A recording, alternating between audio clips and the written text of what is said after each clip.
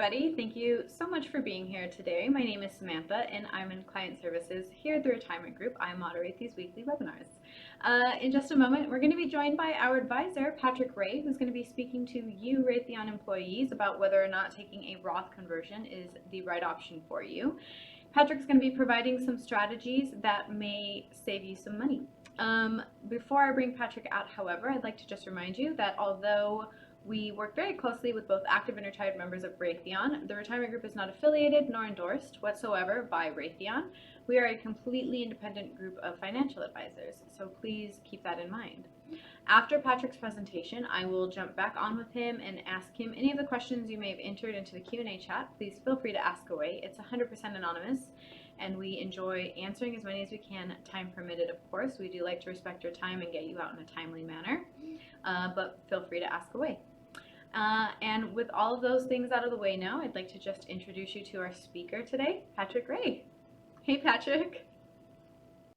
Thank you, Sam, and welcome everyone to our presentation this afternoon. My name is Patrick Ray, and I am one of the senior advisors here with the Retirement Group. And this afternoon, we're going to talk about a very important topic related to one of the most tax-efficient things you can do from a retirement perspective. But before I get into the meat of what we have to talk about today, just kind of an overview of the Retirement Group in case you hadn't heard of us before. We've got a ton of experience in helping people from Fortune 100 companies transition into a successful retirement. And one of the many tools that we have in an effort to do so is this webinar platform where we bring you up-to-date or strategic type things that we talk to our prospects and clients about to help them transition in the most successful way possible to enjoy a happy and successful and smooth transition into and during retirement. And so we have offices across the country, and we have an intimate knowledge of most of your 401k plans, your pension plans, how they're designed, how they're set up, what qualifies you, et cetera,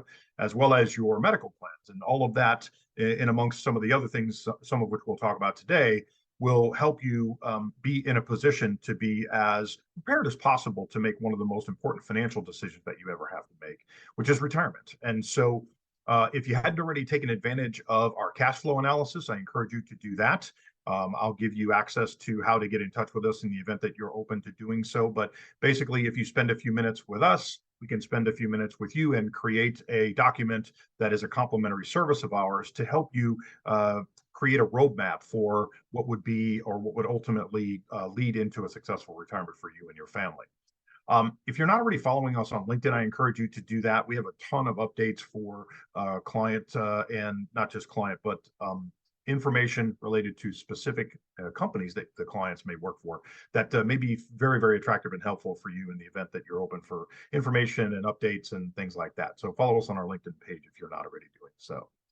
So as I mentioned today, we're going to talk specifically about the Roth side of the business and the Roth side of how to get the most out of the planning aspect of enjoying tax-free, growth in your retirement assets, which is clearly favorable to all of us as we speak. And so one of the things that is often a quite subtle way for you to get some money funneled into the Roth, because most of us at this point, especially from a household, make far too much money to actually participate because there's income limitations on what you can and can't do from a Roth perspective.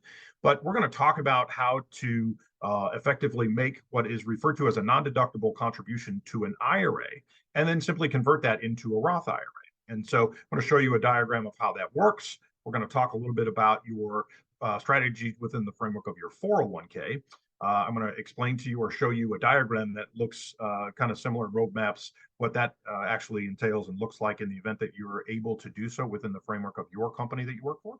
And then we'll talk about the taxation of your withdrawals, and then I'll give you an example about a scenario that might make some sense to all of us. So from a Roth perspective, this is kind of a diagram that shows, you can see from an income perspective, as I mentioned, many households make far too much money in an effort to actually contribute directly to a Roth IRA. And so a way around that is that you can make a non-deductible contribution to an IRA and then simply use a conversion method to convert that into a Roth IRA. And as it turns out, that is not only legal, but it's very effective. And if both you and your spouse, for example, if you're married, were able and you actually afforded the time and the effort to do this, and you did this over, let's say, a 7-year window of time, if both of you hypothetically could put in $7,000, that's $14,000 over a household. Over a 10-year window of time is $140,000. That's quite a bit of money going into the Roth world where we can start to enjoy tax-free growth from a retirement perspective. And in a perfect world, many of our clients enjoy the most efficient tax version of their retirement by having pools of money in an IRA, a non-IRA, and in a Roth. And once you get, of course, past the age of 59 and a half, where we really have no caveats from an IRS perspective, you can manipulate which one of these buckets you take money from to help you enjoy the most tax efficient version of what's best for you and your family for retirement. And so this is one of the tools that is often overlooked because there's nothing flashy about this design. There's nothing really intriguing about this other than it's effective. And if you do this consistently for a long window of time, you can earmark a nice chunk of money to go into a Roth IRA. Now, from a 401k perspective, there's a conversion strategy that's a little more challenging, especially if you work for a company that does not offer you the ability to overfund your 401k. And so, most likely, you'll know if you hadn't already known the ability for you to do this within the framework of the company you work for and the retirement plan that they offer you. But for those of you who are eligible, you can make up to a $43,500 contribution to your 401k. And I know you may be thinking, well, wait a minute, the IRS only allows me to put in so much. And if you're over 50, you can make a catch-up contribution, et cetera. And yeah, that's true. But as I mentioned, the caveat to being able to do this Roth conversion strategy within the framework of your 401k requires your employer to allow you to overfund your actual plan. And so doing so, some people don't know that the IRS allows you to actually put in $66,000 into your 401k. And of course, that would be a combination of both pre-tax and after-tax funds if you choose to do it this way. And the cap on the Roth contributions, of course, correlated to your age, is either $6,500 or $7,500. So instantly, we're able, if you can take advantage of this, to earmark a ton of money to get funneled into or to start the transition of funneling this money into the Roth. And so your eligibility, as I mentioned, your 401k must offer after-tax contributions. They must be able to put in money beyond the $22,500 pre-tax contribution limit as we speak. They must also allow you to have what they call in-service withdrawals, which means you're eligible to take a withdrawal out of your 401k. And of course, if we were involved, we would help you do this so that there's no tax or penalty complications to do this. Basically, your plan has to allow to do this, and it allows you to enjoy this particular strategy that we're referring to. And the way the benefit you ultimately end up with is, of course, potentially maximizing your total contributions and what ultimately gets funneled into a combination of what you get in pre-tax and tax-free funds, because the contributions that go into your 401k, if you do them on a pre-tax basis up to that $22,500 limit, of course, is pre-tax monies, which we'll have to pay income tax on eventually when you take that out. But the good news is during this strategy, you're allowed to separate those. And so in a nutshell, this is kind of what it looks like, where we make pre-tax and after-tax contributions into the effective same bucket, right? And your employer probably has some kind of match that goes into that scenario. But the second part of this graph shows you kind of the split of where your pre-tax funds go. We add in your employer, in this case, a hypothetical $2,000 contribution from the employer side, where you get this $41,000 of after-tax funds. And the beauty of doing this is this $41,500 of after-tax funds gets a chance to be directly rolled into a Roth IRA. So let me say that again. If you're not aware, if you're able to overfund your 401k and you get this overfunded to the extent where you're past the pre-tax limits of what you can put into your plan, then this after-tax money can ultimately be moved directly into a Roth IRA. And from that point forward, you'll be able to enjoy tax-free growth. And so this, of course, includes a ability for a catch-up provision in this example in the event that you're over the age of 50. But that's kind of an overview of the strategy of, we talked about having a conversion or a contribution strategy where you put money into a non-deductible regular IRA and then convert it. And then there's also the 401k side of things where you can use it, assuming that your plan allows you to overfund your plan. And so from a tax perspective, let's talk a little bit about these withdrawals, because there's some caveats, right? We got to be past 59 and a half, or we're going to be subject to some concerns of when you put the timing of the funds in, if you're using a Roth to take your money out, because you can take your actual contributions out, but you can't take the growth out. And that money has to be in there for a 5-year window of time. And of course, if you get past 59 and a half, that's great, except for if we have pre-tax funds, which many of our folks do. There's mandatory distributions where you get to a certain age and you're required by the IRS to remove monies from that plan to basically start cycling that money through the tax system, given that that money in a pre-tax scenario has never been through the tax system before. So they've made some recent updates with the Secure Act of the change of the timing of that minimum distribution age, where it used to be 70 and a half, then they moved it to 72. This past year, they moved it to 73 with the intention by 2033 that age will be 75, actually. So if you don't turn 75 before 2033, you're going to be able to postpone your minimum distributions all the way to age 75 unless something changes between now and then.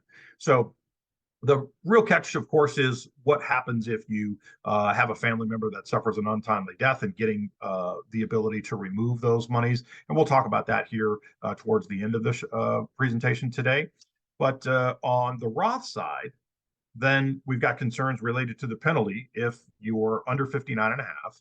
And you also have to have the funds in there for at least 5 years to enjoy both contributions and tax-free growth to be removed free from any taxation. And so, of course, the beauty of the Roth area is there's no mandatory distributions and there's no taxation to our beneficiaries when we pass those funds off to the beneficiaries when we suffer an untimely death. So there are some benefits and drawbacks to both pools of money. And frankly, it's near impossible to have all of one versus another. It's more likely that you're going to have all your money in a pre-tax scenario than having all of your money in a Roth scenario. But there might be a very legitimate strategy between the time of 59 and a half until you get to minimum distribution age at that 73 to 75-year-old timeframe, depending on how old you are, where we can shift a very large amount of money from the IRA status into the Roth IRA status by doing conversions and making that part of what we refer to as a tax efficient retirement. So if that all sounds Greek to you in a nutshell, we probably want to talk further so that we can explain to you in detail how that works, so that you have a better understanding of the caveats and the big picture of the grand scheme of how to make a tax efficient retirement. And so I'm going to show you just this quick example here of if we decided to convert a monies from a IRA into a Roth IRA, and it's $50,000, right? So if we're assuming that we're in the current tax scenario of 24%, you can see that depending on if you're in the 15 or an estimated 24 or an estimated 30%, on the Roth column, of course, all the numbers are the same, but the value of your IRA from a taxation perspective goes down, of course, because we've got to assume taxation, because when you take withdrawals, you're going to pay ordinary income tax on those funds. And so what this shows us is a hypothetical rate of return of making these contributions. And in this case, you've got an IRA plus money's invested in what this looks like versus having money into the Roth side of things. And so what this is designed to show us is that Roth conversions are super beneficial if you believe that tax rates will be equal to or higher than where they are today. And so even if the tax rates happen to somehow go down, which we're in a pretty historically low tax rate as we speak today anyway, but if that happens to change and go down for whatever reason, it's still pretty logical to assume that it's benefiting us in all kinds of ways if we have money on the Roth platform of some way, shape, or form. And so part of the bigger picture and shoveling or getting or transitioning a larger sum of money into the Roth side of things is if your employer allows you this contribution of overfunding your plan. And so, of course, that plays a big role or a big proponent in being able to do so. But here's the end result. In a nutshell, we know that most people over the age of 50 do not have a written financial plan. And we don't really have a reason for that because in today's world, firms like ours are willing and able to do a plan for you for free. And so there's not even an argument you could make for the cost that used to be associated with these plans, where some firms charge between $500 and $2,000, for example, to get a financial plan as detailed as we make them done. But we offer this as a way to introduce our services to you, and in hopes that you talk favorably about us, that even if we can't get a chance to do business with you, which is perfectly okay, we get a chance to maybe talk to one of your coworkers or one of your friends that might need some help, and maybe we can help them. And so the planning aspect of what we do is imperative. And we know most people over the age of 50 don't do it. And so therefore we feel like we have a great niche to solve in our planning aspect, where we can bring to the table a ton of value that you can take advantage of for sure. And so if you're open or interested in either getting some questions answered or talking to us further, you can reach out to us at info@theretirementgroup.com. You can phone us at 800-900-5867. You can also take a picture of this QR code to the left, and you can schedule some time with us in the event that you're open to scheduling some time with an advisor. And you can get on our calendars by taking a picture of this QR code and just picking a time that works for you and your family. And as I mentioned at the beginning of the presentation, that this LinkedIn page is super valuable. In the event that you're not following us on LinkedIn, we encourage you to do that. We have a ton of updates, interest rate updates and economic things, and just valuable data that you might want to take advantage of. And so with that, I will end with just the big picture. As I mentioned, in a perfect world, we'd have pools of money in both pre-tax, after-tax, and tax-free funds. And it allows us the most flexibility from a manipulation perspective as to which pool you get to choose to pick from to supplement your retirement livings and have it done in the most tax efficient way possible. And so if you're short or light of getting more money into the Roth because you're new to the transition, or you're new to some of these things that I've talked about today, reach out and talk to us, and we'll talk to you further about how to maximize these things and how they're specifically related to you and your situation. And so with that, what I'll do is finish up and pass the presentation back to Sam to see if we have any questions. Sam? Hey, Patrick. Yes, we actually got quite a few great questions. I want to make sure that you answer. In the event that Patrick does not get to all questions, please use the link in the chat to book an appointment with either Patrick himself or one of his colleagues after this presentation is over. Okay, Patrick, number one, how has the Secure Act affected the rules for inherited Roth IRAs?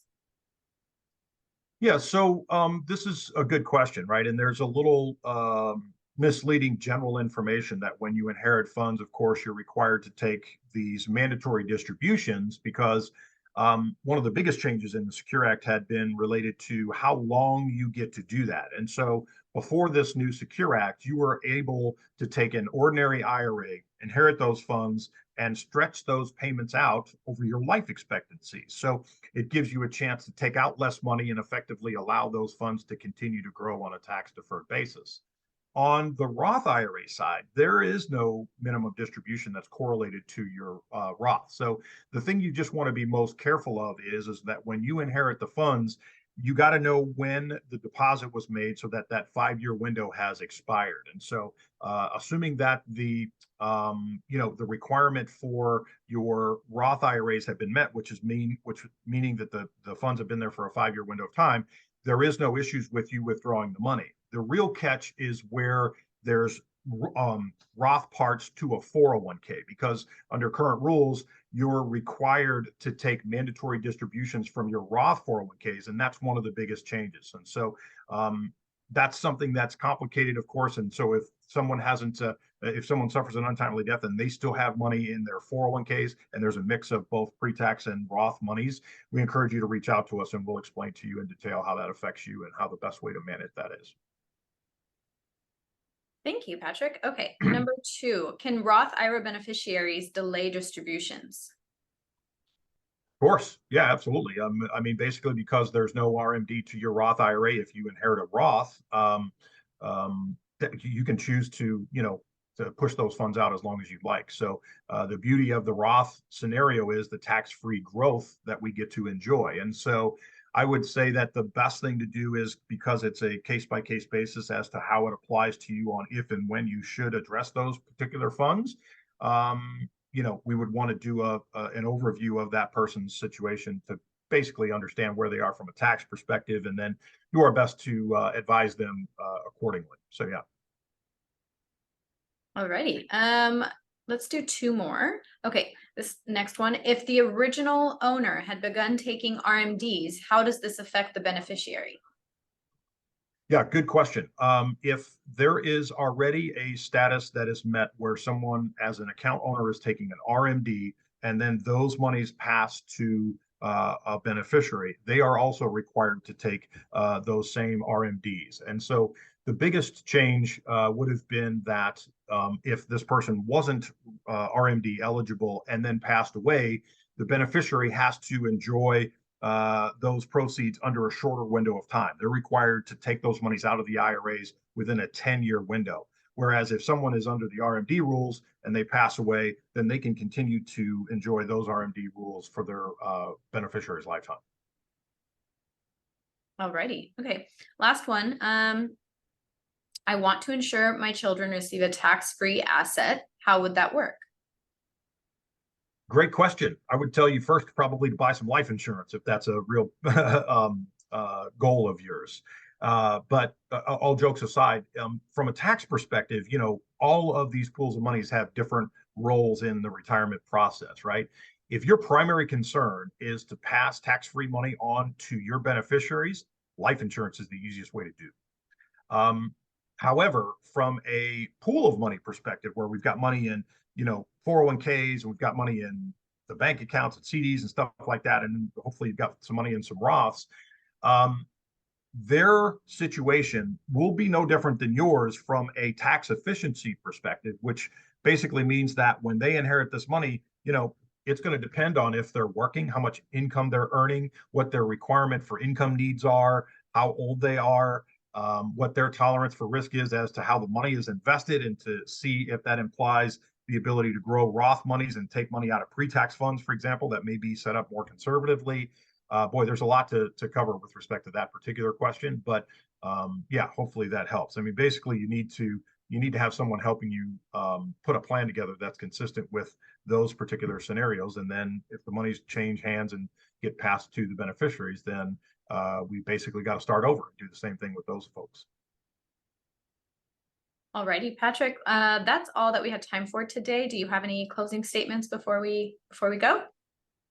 I do not. I appreciate your time for sure. And in the event that you haven't done so, reach out to us. We're delighted to help you in any way possible. As I mentioned, we offer the cash flow analysis as a complimentary service to you. So no, that's it. Hopefully you enjoyed what we had to talk about. And since we do these things on a regular basis, we'll see you again real soon.